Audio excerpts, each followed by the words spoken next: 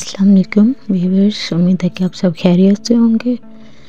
आज हम आपको टिला जोगियां का खूबसूरत और कदीम तारीख़ी जगह के बारे में बताएंगे जो कि ज़िला झेलम में मौजूद है। ये हिंदुओं की बहुत ज़्यादा पुरानी मजहबी इबादत गाह है। टिला जोगियां की जो लंबाई है वो 3200 फीट है, सतह समंदर से 32 फीट ऊपर है।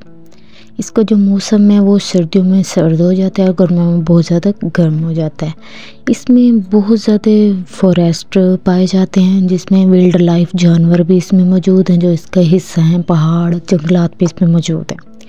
ये टिला जोगियां का जो फासला है लाहौर से 205 किलोमीटर और रावलपिंडी से 128 किलोमीटर और रोहतास से 24 किलोमीटर के फासले पर मौजूद है।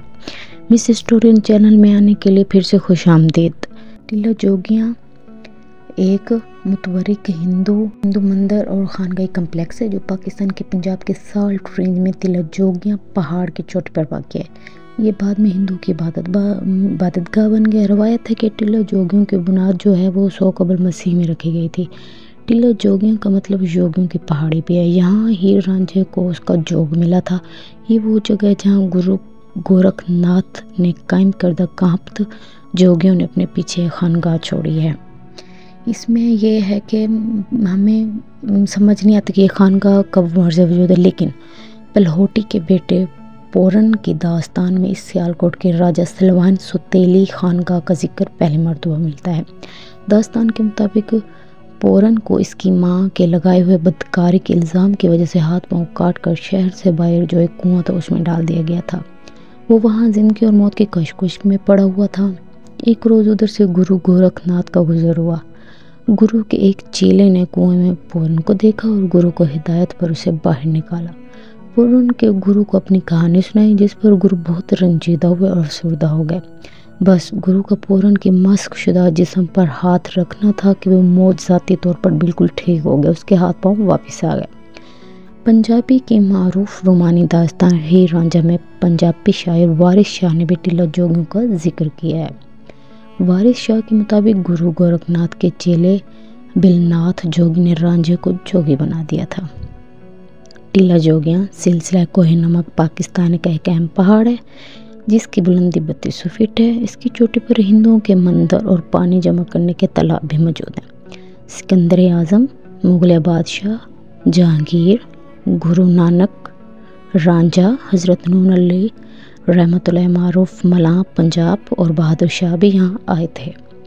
यहाँ से झेलम से 30 किलोमीटर पर किला रोहतास 5 किलोमीटर के फिजा पर कायम है। यहाँ पर पहाड़ दिखाई देते हैं। अगर आप शेर शाह सूरी के मशहूर किला रोहतास में हों तो यही पहाड़ ऐन आपको नज़र आएगा। ये टिला जोगियों का पहाड़ जो कि 1000 मीटर या 300 फुट ऊंचा है। इसकी चोटी पर खस्ता खंडर भी मौजूद हैं जो बाद में खानगाह के वाक़ियात हैं। अव्वल तो किला रोहतास से हो तो वह सीधा यहाँ पहुँच सकता है यहाँ, लेकिन इसके अलावा और भी कई रास्ते हैं जो पैदल सफ़र करके भी आ सकते हैं। अकबरनामा से भी मालूम होता है कि बादशाह ने 2 मुख्तलिफ मौक़े पर टिला जोगियों की सैर भी की और नतीजा कदावर चीड़ के पेड़ों की छांव में गिरा हुआ मुगल तर्ज का तालाब भी मौजूद है। यकीनन वो खुशकिस्मती का दौर होगा जो जोगियों ने बादशाह से अपने पानी का ज़ख़ीरा करने के लिए तालाब की दरख्वास्त की होगी।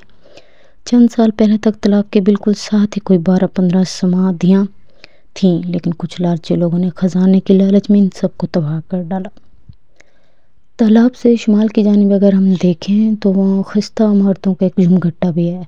यहाँ पिपल और जंगी जैतून के घने साए भी मंदिर और समाधियाँ भी हैं जो कि इंसान के लालच के हाथों तबाहकारियों के वाज़ेह सबूत है।